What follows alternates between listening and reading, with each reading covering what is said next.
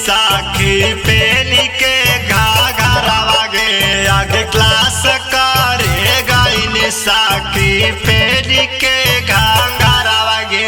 आगे पेनी के घाघरावा साखी पेनी के घाघरावा गे आगे देखिए के करिया छावड़ा घीचे बोरा घाघरावा गे आगे देखिए के समर का छावड़ा घीचे मोर घाघरावा गे आगे घीचे मोर घाघरावा छावड़ा घीचे मोर घाघरावा गे आगे पेनिए के जाइबा नाही हम हुला गावा गे आगे पेनिए के जाइबा नाही हम हु घाघरावा गे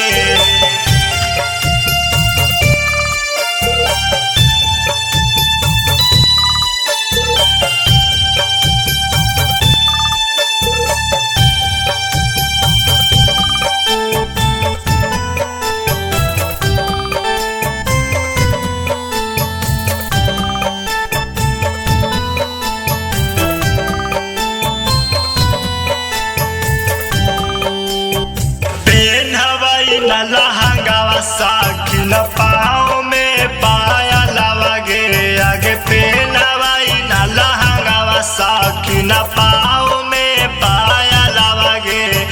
पाँव में पाया लावा साखी पाँव में पाया लावा गे आगे देखिए के समर का छावड़ा घीचे मोर घाघरावा गे आगे देखिए के करिया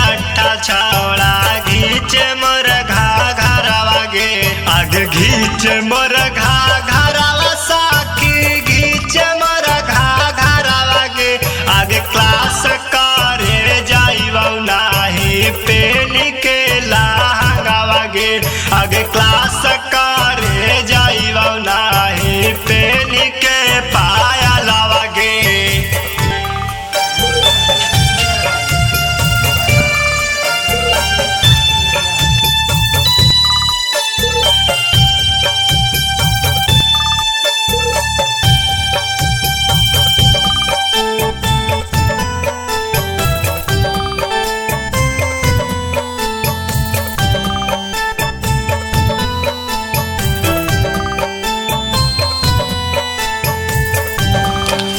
आगे ओठावा में लाली नाहे गालिया में पाउडरावा गे आगे ओठावा में लाली नाहे गालिया में पाउडरावा गे आगे ओठावा में लाली नाहे गालिया में पाउडरावा गे आगे देखिए के अंकितावा छाउड़ा मिलावेला नजरिया गे आगे देखिए के पटाकावा छाउड़ा मिलावेला नजरिया गे